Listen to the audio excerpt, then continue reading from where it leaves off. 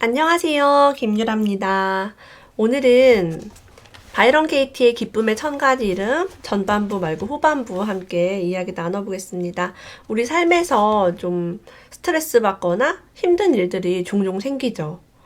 경제적 문제, 건강 관련해서 인간관계, 직장 문제, 자녀의 교육 문제 등등 해서 그다음에 친척, 부모님 문제 등등 우리는 항상 좀 스트레스 받을 만한 일들을 가지고 있습니다.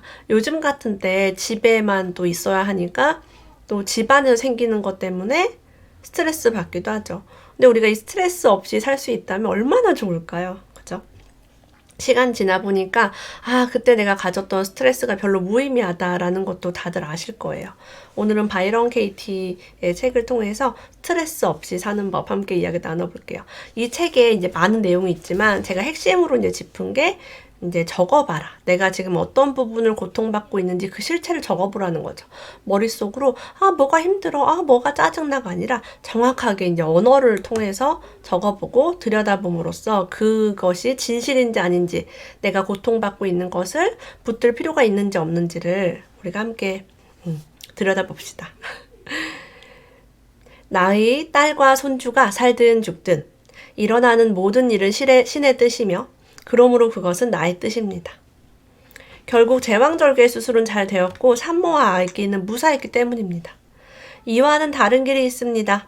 만일 내가 우리 딸은 죽는 것보다 사는 것이 더 나아 라거나 우리 손녀는 태어나야 해 라거나 의사는 더 준비를 잘했어야 해 이런 생각을 믿었다면 나는 몹시 화가 났을 겁니다.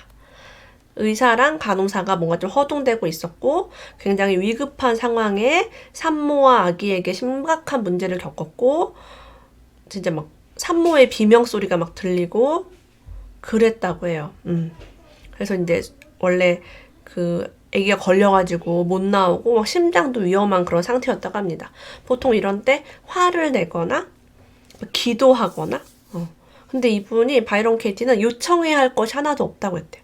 내가 막 빌을 필요가 없대요. 제발 아이가 태어나게 해주세요. 우리 딸이 죽지 않게 해주세요라고 할 필요가 없었대요. 어떤 결과를 원하면서 기도하는 게 얼마나 고통스러운 일인지. 그러니까 한마디로 이거죠. 이것만이 좋은 거예요. 이건 나쁜 거예요. 난 나쁜 거 절대로 싫어요. 라고 하는 그런 내면의 저항이 우리에게 고통과 공포를 준다라고 합니다. 그러니까 아무거나 다 신의 뜻입니다. 아무거나 다 좋습니다. 하니까 자기는 기도를 열심히 할 필요가 없고 마음이 편했다는 거예요. 대단하죠. 나는 신에게 지시하지 않습니다. 나는 삶이나 죽음이 나에게 혹은 사랑하는 어떤 사람에게 더 나은지 여부를 안다고 여기지 않습니다. 내가 어떻게 그것을 알 수 있겠어요? 내가 아는 것은 오로지 신은 모든 것이며 신은 좋다는 것입니다. 그것이 나의 이야기이며 나는 그것을 고수합니다. 여러분 인생은 세옹지마, 전화위복 이런 속담 다들 알죠? 세옹지마. 그러니까 인생은 세옹지마라는 속담만 봐도 내 아들이 다리가 부러진 게 나빴다고 볼 수도 없고 그죠? 그런 것들을 볼 수 있어요. 그래서 무엇이 좋은지 알지 못합니다. 저는 저한테 항상 그 말 많이 하거든요. 나는 무엇이 좋은지 알지 못합니다. 알지 못합니다. 알지 못하지만 그냥 선택을 하는 거죠. 데이비드 호킨스 박사님도 모든 사람이 좋은 것을 원하지만 좋은 것을 알아보지 못한다고 했습니다. 좋은 것을 알아보는 능력이 굉장히 힘들다고 했어요. 역사적으로도요, 이 사건이 좋은지 안 좋은지를 보려면 10년, 20년 아주 오래 지나봐야지 알 수 있겠죠. 많은 예술가, 철학자들, 과학자들이 그 당시에 어떤 이론을 제시했을 때 크게 비난받거나 고통받거나 그랬었습니다. 자, 그렇다고 해서 그 사람들에게 안 좋은 일을 당하고도 가만히 있는 그런 멍청한 사람은 아니라고 고백합니다. 그러면 내 삶에 어떤 일이 생기든 다 허허허허 괜찮아요 이러고 있으라는 거예요? 라고 할 수 있어요. 자, 바이런 케이티는요, 나는 약속한 식사 장소에 연달아 2번 나타나지 않은 사람과는 3번째 저녁 식사 약속을 하지 않습니다. 어떤 사람이 약속을 2번 취소하면 나는 그가 자신이 하는 대로 할 것을 신뢰하며 따라서 3번째 만남은 약속하지 않습니다. 왜 늦게 왔어요? 약속 안 지켰잖아요. 나빠요. 절교해요. 이렇게 하는 게 아니라 그냥 그 사람이 또 약속을 할 때 당신과 만나는 그냥 지금 이 순간의 시간을 활용해요. 추가로 약속을 하고 싶지 않아요. 하지만 지금 이야기합시다 라고 해요. 다 얘기해보세요. 그냥 지금 얘기하세요. 또 뭐 나중에 만나고 어쩌고 할 필요 없습니다 라고 하는 거죠.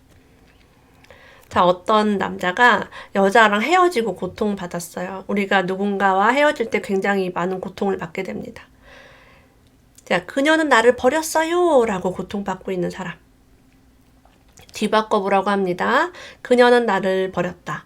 뭐 이렇게 뒤바꿀 수 있어요. 그녀는 나를 버리지 않았다. 이거는 진실하지 않죠. 이미 떠났으니까. 자, 어떻게 바꿔볼까요? 나는 그녀를 버렸다. 나와 그녀를 바꿔봅니다. 자, 그래서 KT가 이렇게 말했어요. 이제 어떻게 그녀를 버렸는지 3가지만 이야기해보세요. 그녀의 관계에서 어떻게 그녀를 버렸는지. 잘 생각해봤더니 3가지 그녀가 떠날 만한 행동을 이 남자가 한 거예요. 여자가 실제 먼 곳으로 이사했는데 2년 동안 멀리 떨어진 채로 이제 장거리 연애를 한 거예요. 그런데 나는 그녀가 그렇게 떠나도록 내버려 두었어요. 그녀가 떠나는데 나도 일조한 거죠. 어떤 면에서는 그 편이 더 편안하게 느껴졌거든요. 그녀에게 충실해야 한다는 압박감이 적었으니까요. 맞아요. 실제 그 사람에게 내가 뭔가 요구사항이 되게 많았다던가 뭐 이렇게 해야 돼. 너 나랑 연인 관계를 지속하려면 이것도 해주고 이것도 해줘. 그래서 불만을 토로했다거나 여러 가지 사건들이 있었습니다. 명상을 하면 마음이 고요해지고 매우 평온해질 수 있다고 해요. 일상생활로 돌아올 때는 주차 위반 딱지도 받을 수 있다고 합니다. 명상을 실컷 하고 집에 가는 길에 뭔가 안 좋은 일이 생길 수 있어요. 이런 당신은 화가 납니다. 매사가 순조로울 때는 이른바 영적인 상태에 있는 것이 쉬운 일입니다. 고요하고 평화의 상태로 매사에 순조로울 때는 누구나 가질 수 있어요. 근데 자꾸 안 좋은 일이 생기고 막 돈이 나가고 이러면은 마음이 고요하지 않죠. 그래서 명상도 덜 힘들 때나 할 수 있는 거지 진짜 밑바닥에 떨어졌을 때는 그것도 쉽지 않다라고 볼 수 있겠죠. 다리가 이제 전쟁을 하고 다리가 이제 없어진 사람이 있어요. 전쟁을 통해서 다리 한쪽이 없어졌어요. 근데 다리가 없어라고 하면 너무 힘들겠죠. 괴로움이 일어나는 까닭은 오로지 지금 없는 것을 원하기 때문입니다. 라고 해요. 나는 코가 마음에 안 들어. 쌍꺼풀이 없어. 뚱뚱해. 돈이 없어. 다리가 없어. 계속 우리가 없는 것을 갈구하기 때문에 괴롭대요. 나는 뭐뭐 해야 해. 나는 뭐뭐 하면 안 돼. 당신은 어떻게 해야 돼. 당신은 어떻게 하면 안 돼. 당신은 밤늦게까지 술을 먹으면 안 돼. 당신은 돈을 벌어와야 해. 나는 뭐를 원해. 나는 뭐가 필요해. 나는 한 달에 몇백만 원이 필요해. 이런 생각들이 어디에나 있는 좋음을 볼 수 없도록 왜곡한대요. 당신은 주변 어디에나 있는 좋음을 알아차리지 못하고 마침내 그것을 알아차릴 때 느끼게 될 기쁨을 가로막고 있습니다. 여러분도 뭐뭐 해야 돼 라는 생각 때문에 고통스러운 게 있다면 한번 적어보세요. 저희 집에 저랑 같이 사는 시어머니가 낳은 남자가 하나 있습니다. 네, 내가 안 키운 남자가 하나 있어요. 자, 그 남자는 육아휴직을 2년째 하면서 집에서 돈 걱정과 아이들 건강 걱정 그런 거 없이 살고 있어요. 직장 걱정도 없어요. 근데 가끔 자기 너무 스트레스 받는다라고 저한테 얘기를 합니다. 그럴 때 저는 이렇게 말해요. 어디 가서 그런 소리 하지 마. 그래서 정말 제가 보기에는 퍼펙트한 환경이거든요. 걱정할 게 하나도 없어요. 집 걱정, 돈 걱정, 음식 걱정, 애들 건강 걱정, 뭐 자기의 직장을 잃을까봐 걱정할 필요가 없는 상황이에요. 근데 스트레스 받는데요. 자, 우리가 그 스트레스에 집중할 때 우리 삶에 있는 좋은 것들을 알아보지 못합니다. 그래서 내가 어떤 부분을 스트레스 받는지 한번 적어보실 필요가 있어요. 지금 여기에 현존한다는 것은 통제하지 않고 사는 것을 의미하며 언제나 필요가 채워진다는 뜻입니다. 통제할 필요가 없다는 거죠. 무언가 통제하려고 할 때. 우리 집은 너무 지저분해. 이것 때문에 스트레스 받아. 아이들이 너무 어지르고 있잖아. 아이들이 계속 간식 달라고 해. 간식 주기 귀찮아. 이런 것들. 간식 좀 달라고 안 했으면 좋겠어. 집을 애들이 알아서 정리했으면 좋겠어. 부모라면 이런 마음의 바람을 가질 수 있겠죠. 뭐 여기 더 더해서 공부를 좀 했으면 좋겠어 라고도 할 수 있어요. 자녀들에게 무엇이 최선인지를 안다고 생각하면 고통을 받게 됩니다. 그것은 가망이 없습니다. 자, 아이들에게요, 이게 최선이야 라고 부모는 요구합니다. 근데 그건 가망이 없대요. 아이도 고통받고 나도 고통받아요. 그들을 보호해야 한다고 생각할 때 당신은 걱정과 의존을 가르치고 있습니다. 내가 너를 보호해야 해. 넌 나랑 같이 나가야 돼. 혼자 다니지 마. 뭐 몇 시까지 들어와. 이런 거 있죠. 하지만 만일 자기의 마음의 질문을 하고 자녀의 일에 마음으로 간섭하지 않는 법을 배운다면 마침내 그 가정에는 하나의 본보기가 있게 됩니다. 아무것도 통제할 필요가 없고 걱정해야 할 필요가 없고 보호해야 할 필요가 없는 거죠. 삶이 당신에게 무엇을 가져오든 좋은 것이든 나쁜 것이든 아무 문제가 없습니다. 당신은 일어날 수 있는 최악의 일까지도 두 팔 벌려 환영합니다. 왜냐하면 그 모든 일을 겪는 동안에도 탐구는 당신을 안전하고 다정하게 품을 것이기 때문입니다. 가장 큰 문제까지도 그저 하나의 기분 좋고 자연스러운 일이 되고 자기를 깨달을 수 있는 기회가 됩니다. 다른 사람들이 공포를 경험하고 있을 때 당신은 맑은 정신으로 연민을 느낍니다. 우리 삶의 최악의 일들을 한번 여러분 적어보세요. 이별 때문에 고통받은 적이 있고요. 뭐 투자했다가 손실봐서 고통받은 적이 있어요. 아이를 유산해서 고통받은 적이 있고요. 저는 교통사고도 어렸을 때 났었어요. 그것 때문에 또 고통받았고 IMF나 금융위기 같은 어떤 국가적인 위기를 맞았을 때도 다 함께 고통을 받았습니다. 그리고 아이들을 키우면서 아이들이 아플 때 아이들에 대한 어떤 문제들, 학교에서 일어나고 유치원에서 일어나는 일들 때문에 힘들었어요. 자, 이것이 뭐예요? 싫은 일이야. 나의 삶에 이런 일들 없었으면 좋겠어. 최악이야가 아니라 자기를 깨달을 수 있는 기회가 된대요. 아이가 뭐 한글을 못 떼가지고 고민이다. 뭐 남편이 직업을 잃어서 고민이다 라고 하면은 우리가 뭔가를 나를 깨달을 수 있는 좋은 기회가 됩니다. 남편이 돈을 벌지 않아서 여자가 돈을 벌어서 부자가 된 케이스가 정말 많습니다. 예, 셀 수가 없이 많아요. 삶은 단순합니다. 모든 것은 당신에게 일어나는 것이 아니라 당신을 위해 일어납니다. 예.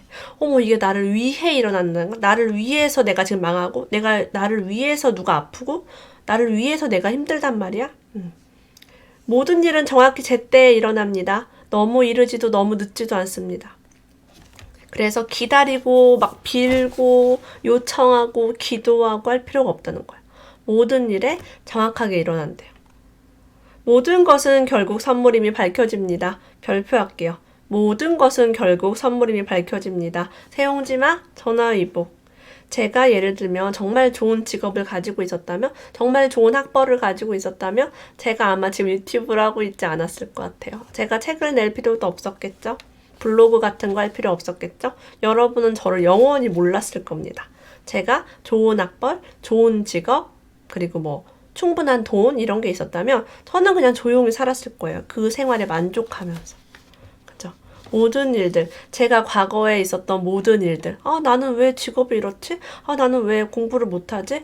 나는 왜 이게 하기 싫지? 나는 왜 돈이 없지? 하고 불평했던 모든 것들이 저에게 선물이었습니다.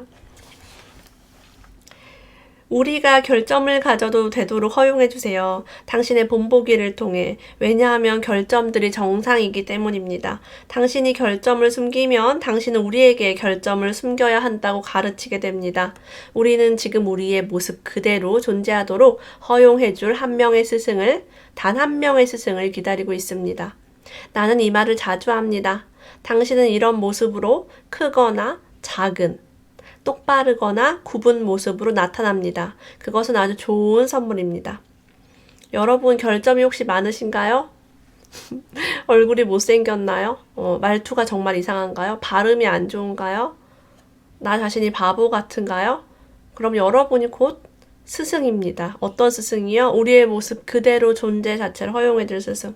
우리의 결점은 모두가 정상입니다. 제가 제가 지금 화장을 이제 안 했어요. 피부가 좋아 보이는 건 조명빨 때문이고요. 눈썹도 안 그렸고 입술은 제가 이제 했습니다. 아파 보이니까. 저는 얼굴에 여기 보시면 알겠지만 이런 큰 점이 있어요. 그죠? 그래서 저는 아주 오랫동안 이 점을 가리기 위해서 누가 이 점을 볼까봐 화장을 막 엄청 떡칠을 하고, 떡칠을 해도 사실 뭐 별로 가려지지 않아요. 지금 조명을 환하게 봤는데도 이 정도로 보이니까 사실 되게 그쵸? 그래서 이제 이거를 머리를 막 이렇게 가리고 다니고 귀신처럼 네, 가리고 다녔습니다. 저의 결점이 정상임을 알았기 때문에 저는 얘를 없애기 위해서 뭐 피부과를 다닌다거나 뭐 약을 먹는다거나 뭐 특별한 어떤 케어를 하지 않습니다. 왜? 나의 모습을 존재 자체로 허용해줄 단 한 사람은 나밖에 없기 때문입니다. 어때요? 이 얼굴에 신경을 쓸 그 스트레스를 받는 것을 놓아버렸어요. 놓아버리니까 너무 좋아요. 나 좋아하는 거 하고, 좋아하는 책 보고, 이거 뭐, 고치러 병원 왔다 갔다 하는 비용과 그 시간에 누워서 발 닦고 잠이나 자고, 건강하고, 네, 너무너무 좋습니다. 누가 나보고 이거 왜 안 고치네요. 난 내 거니까. 네, 난 얘랑 같이 살 거야 라고 마음을 먹었습니다. 제가 어딘가 몸이 아플 때도 걔를 꼭 없애려고 저항하지 않고 나 얘랑 같이 살 거야. 나 너랑 같이 평생 살 거야. 제가 혀 밑에 여기에 그 낭종이 난 적이 있어요. 그래서 막 부풀어 올랐어요. 침샘같이. 병원에 갔더니 수술하지요. 그래서 여기를 칼로 째고 그걸 끊어가지고 꼬맸어요. 바늘로. 이비인후과에 가서. 그랬는데 이게 또 부풀어 오르는 거예요. 그래서 선생님께서 이거 자꾸 칼로 이렇게 손대면 이렇게 그 손대는 것 자체가 그 침샘 구멍을 막는 역할을 또 할 수도 있고 또 재발을 할 확률이 있다. 그래서 수술이 이제 100% 답이 아니다라고 솔직하게 말씀해 주셨어요. 왜냐면 그분 사모님이 제 블로그도 막 구독하고 유튜브도 가끔 들어오시는 팬이시거든요. 그래서 저를 안다고 하시면서 되게 잘해 주셨어요. 그래서 제가 이제 어떤 생각을 하게 됐냐면 수술을 한 번 하고 나서 얘랑 나랑 평생 같이 살겠다. 뭐 암이나 이런 조직은 아니래요. 그래서 이 밑에 부풀어 올라서 불편해요. 말할 때 신경 쓰이고 되게 불편했지만 나 그냥 얘랑 같이 살래라고 마음을 먹고 정확하게 1, 2주 있다가 자연 소멸돼서 다시는 안 생겨요. 너무 신기하죠. 나는 얘를 없애야 돼. 더 큰 대학병원에 갈 거야. 더 유능한 의사를 만날 거야 라고 그렇게 하지 않았어요. 그냥 너랑 같이 살게. 네가 온 이유가 있겠지 나한테. 저는 생각해보니까 이런 깨달음을 주기 위해서 나한테 오지 않았나 하는 생각이 듭니다. 이런 병에 대한 케이스가 정말 많아요. 정말 많은데 영상으로 얘기하면 너무 길어지니까 계속 읽어보도록 하겠습니다. 아침마다 산책을 가기 전이나 다녀온 후에는 햇빛이 드는 창가에 앉아서 불편한 느낌을 기다렸대요. 불편한 느낌을 하나하나 제거해 나가면서 점점 평온한 상태로 가는 거죠. 그리고 그런 느낌이 나타나면 전율을 느꼈대요. 왜냐하면 그런 느낌은 언제나 청소할 필요가 있는 어떤 생각의 결과라는 것을 알았기 때문입니다. 그래서 생각을 종이에 적었는데 그 과정에는 많은 유머가 있었습니다. 자, 많은 유머가 뭐예요? 웃겼다는 거죠, 결국에는. 우리 아들이 공부를 해야 해 이런 게 지나고 보면 아주 쓸데없는 웃기다. 내가 어떻게 이런 생각으로 고민을 했지? 라는 그런 유머가 됐다는 거죠. 내가 종이에 적었던 생각들은 거의 항상 어머니에 대한 것이었습니다. 하나의 망상을 불사르면 그런 망상 모두를 불사른다는 것을 나는 알았습니다. 슬픔에 대해서 내가 관찰하며 많은 슬픔들이 사라지고 두려움의 공포에 대해서 보며 공포 하나를 우리가 불사르며 많은 공포들이 같이 없어지는 감정이 연결되어 있는 그런 이야기를 다루고 있습니다. 어머니는 나를 사랑하지 않아. 어머니는 나보다 여동생과 남동생을 더 사랑해. 어머니는 나를 가족 모임에 초대했어야 해. 내가 과거의 일에 대해 진실을 말하면 어머니는 그걸 부인할 테고 아무도 내 말을 믿지 않을 거야. 자, 예를 들면 이런 거죠. 옛날에 엄마가 이렇게 저렇게 해서 내가 상처받았잖아. 그때 내가 매 맞아서 속상했잖아. 그때 그것 때문에 내가 자존감이 낮아졌잖아. 라고 얘기해도 어머니는 기억이 안 난다. 내가 언제 그랬니? 라고 뻔뻔하게 얘기를 할 겁니다. 그러니까 그렇게 얘기를 할 필요가 없어요. 그래서 그런 생각은요. 종이에 써야 된다. 그 엄마한테 할 필요가 없다는 종이에 써야 됐다라고 얘기해요. 만일 혼돈의 한 조각을 알아차리고 종이 위에 고정시키면 그 다음에는 온 세상이 이해되기 시작합니다. 그래서 나는 생각을 종이에 적고 그 생각에 질문을 합니다. 여러분, 나를 고통에 빠뜨리는 하나의 생각을 적고요. 그 밑에 꼬리를 물어보세요. 뭐 지금 코로나 때문에 죽을 수도 있을 것 같다. 그럼 내가 죽을 확률은 몇 %인가? 그러면 이제 뭐 사망률 같은 거 볼 수 있겠죠. 우리 지역은 몇 명이 사망했는가? 뭐 이렇게 쭉쭉쭉 적을 수 있어요. 그 생각에 질문을 통해서 더 깊이 내려와 보시길 바랍니다. 제가 해보니까 사망할 확률은 거의 무슨 번개 맞을 확률처럼 드물었고요. 로또 당첨 확률랑 비슷했고 그랬습니다. 도둑이 들어서 집이 털린 적이 있었대요. 우리 너무 스트레스 받죠? 어떡해, 도둑 맞았어, 잃어버렸어, 돈이 없어졌어. 너무 고통스럽지 않나요? 명상을 해도 힘들겠죠? 자, 이럴 때 어떻게 했냐면 도둑이 그 물건을 받고 어떤 기쁨을 느낄지 상상했대요. 아마 도둑들은 보석을 아내나 연인에게 주거나 전당포에 팔아서 그 돈으로 자녀들을 먹일 것입니다. 내 가슴은 감사로 가득 차오릅니다. 나에게 그 물건들이 필요하지 않다는 것을 내가 어떻게 할까요? 그것들이 없어졌기 때문입니다. 그러니까 그 물건들이 떠난 것이 억울하게 잃어버린 게 아니라 나한테 필요하지 않기 때문에 떠났구나라고 생각하는 거예요. 나의 삶은 왜 그 물건들 없이 더 나을까요? 내 삶이 더 단순해졌기 때문입니다. 대단하다. 그죠? 그 물건들은 도둑들 것이 되었고 명백히 나보다 그들에게 더 필요했습니다. 우주는 그런 식으로 돌아갑니다. 그래요. 필요한 사람에게 갔다라고 생각을 하는 거죠. 단순한 진실은 지금 일어나는 일은 일어날 수 있는 최선의 일이라는 것입니다. 이 점을 보지 못하는 사람은 자신의 생각을 믿고 있을 뿐입니다. 도둑한테 갔다가 다시 그게 정말 나한테 필요한 거면 다시 돌아올 거예요. 정말 내가 필요한 거면 경찰에 신고를 해서 꼭 이 물건은 어떤 일로 인해서 저한테 꼭 필요해요 라고 하겠죠. 저도 가끔 뭘 잃어버릴 때 꼭 나한테 필요하지 않은 물건은 찾지도 않습니다. 그렇지 않나요? 꼭 필요하지 않은 물건은 찾지 않는다. 그것이 진실이죠. 모든 사람이 당신의 스승입니다. 그리고 가장 강력한 영적 수행은 당신을 비난하는 사람들과 많은 시간을 보내는 것입니다. 별표할게요. 당신을 비난하는 사람들과 많은 시간을 보내는 것입니다. 나를 비난하는 사람과 많은 시간을 보내면 내 입에서 쌍욕이 나오고 분노가 폭발하겠죠. 자, 그런 것들을 적어보라는 거예요. 나를 비난하는 어떤 내용 때문에 나는 기분이 나쁘다. 누가 나한테 뭐라고 한다. 뭐라고 해서 내 감정이 어떤지 한번 적어보세요. 그것이 내가 청소해야 될, 해결해야 할 과제입니다. 그 사람이 나의 스승입니다. 아유, 김유라 씨 예뻐요. 아유, 김유라 씨 말 잘합니다. 아유, 김유라 씨 어때요? 이런 사람, 나한테 아부하는 사람은 나를 성장하는데 아무 도움을 주지 않아요. 그죠? 내 속을 박박 긁어야지 내가 그거에 대해서 탐구하고 연구하게 됩니다. 신체적으로 함께 있을 필요는 없대요.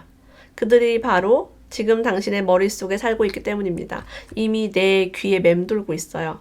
아주 어렸을 때 들은 엄마의 이야기가 맴돕니다. 너는 이기적이야. 너는 너밖에 모르니? 너는 공부를 왜 이렇게 못하니? 너는 멍청해. 넌 참 못생겼다. 견적 안 나온다. 그러니까 여러 가지 우리가 들었던 것들이, 나를 비난하는 말들이 내 귀에 계속 맴돕니다.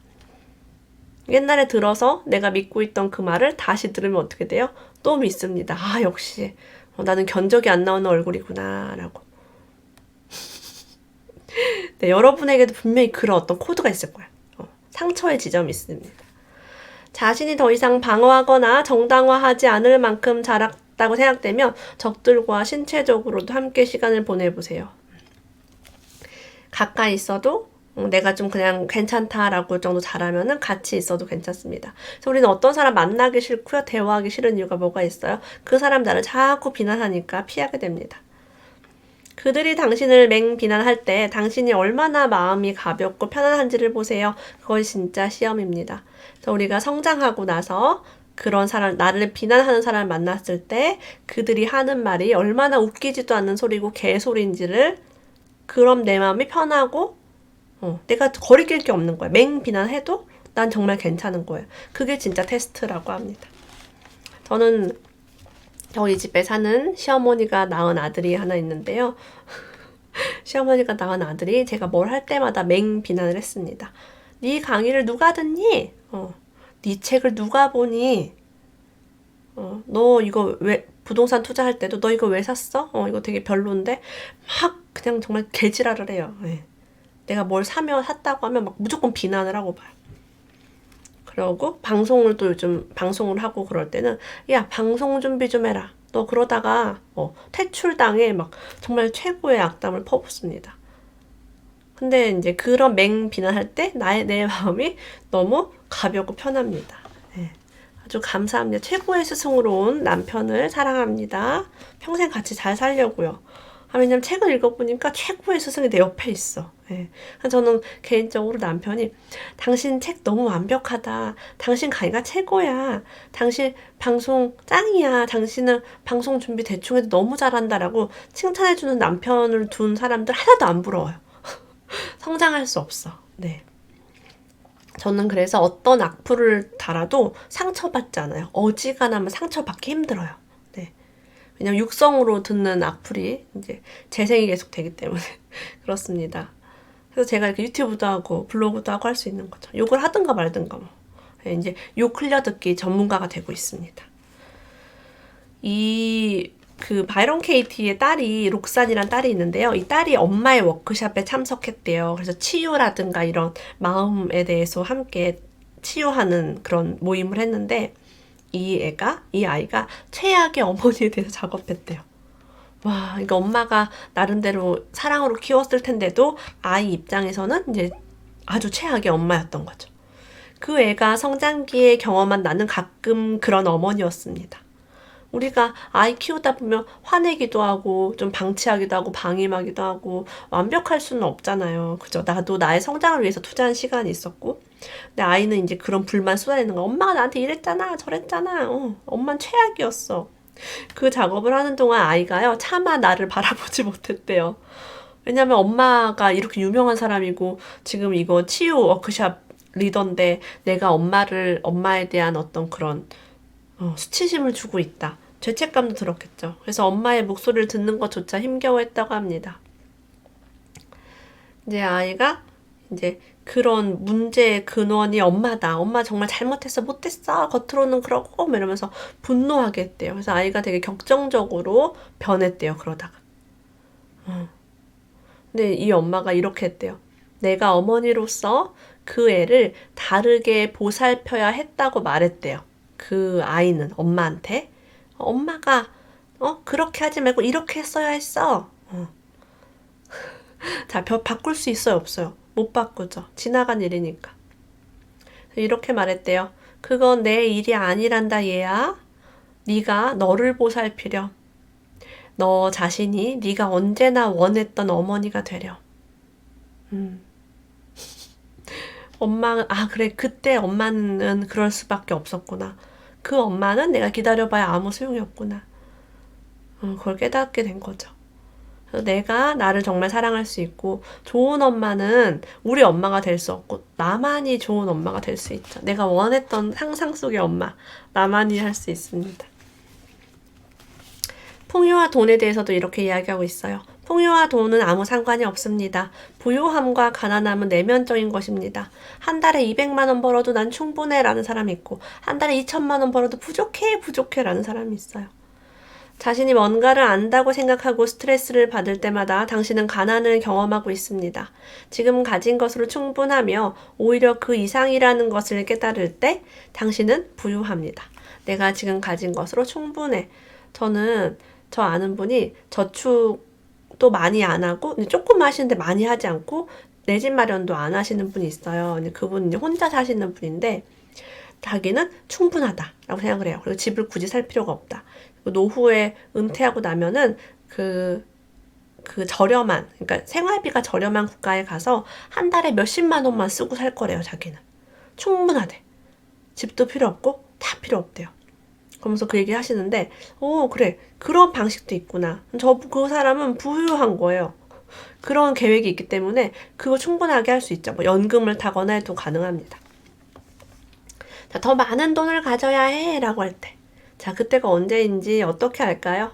더 많은 돈을 가질 때입니다. 더 적은 돈을 가져야 할 때가 언제인지 어떻게 할까요?